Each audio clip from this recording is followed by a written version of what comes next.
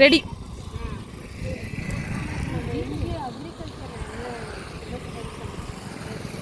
Sridevi charitable trust தமிழ்நாட்டில் எல்லா என்ஜிஓக்களும் ஏதோ ஒரு வகையில் பண்ணிட்டு தான் இருக்கிறாங்க. ஸ்ரீதேவி சேரிட்டபிள் ட்ரஸ்ட் எப்படின்னா, அந்த மண் வளம் இங்கே இருக்கிற மண் வளம் கம்மியாக இருக்குது பயிர் பண்ணுறதுக்கு. அதுக்கு வந்து ஒரு 13 வகையான தானியங்கள் அதில் உழுது அதில் பயிர் பண்ணி மறுபடியும் அதை ரிப்பீட் அதில் மண்ணுக்குள்ள கழிச்சு மண்புழு மண்புழு வரும். அந்த மண்புழு வரும் நாங்களே பண்ணி கொடுப்போம். அது மேம்படுத்துறது விவசாயிகளுக்கு கிராமங்கள் இருக்கிற விவசாயிகளுக்கு ஒரு 10-15 பேர் ஒன்றா இணைத்து ஒரு விவசாய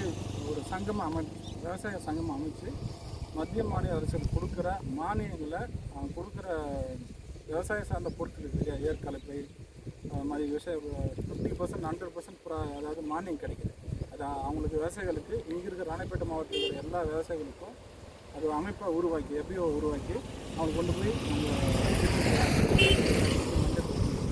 மானியம் வாங்கி தரோம்.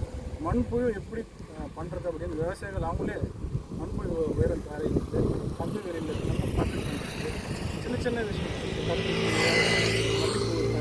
உடனே வருமானம் வரும்போது அது கொண்டு போயிட்டு சந்தையில் எப்படி வச்சுருக்கிறது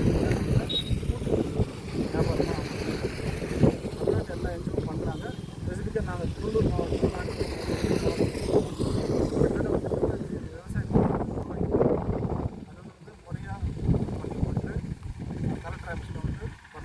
அந்த விவசாயிகளுக்கு மாநில மத்திய அரசு நிறைய மானியம் அது விழிப்புணர்வு பண்ணுறோம். எப்படி குறைஞ்சல நம்ம வாங்கணும், அதுக்கப்புறம் மானியம் எப்படி கிடைக்குதுன்றது, லோன் எப்படி கிடைக்குது, எதிர்த்து லோன் கிடைக்குது, இன்சூரன்ஸ் பற்றி எக்ஸ்பிளைன் பண்ணுவோம். அது இயற்கை விவசாயத்தை விவசாயத்தை பற்றி விழிப்புணர்வு பண்ணுறோம். இது மாதிரி பெரிய விஷயம் பண்ணிட்டுருக்கோம்.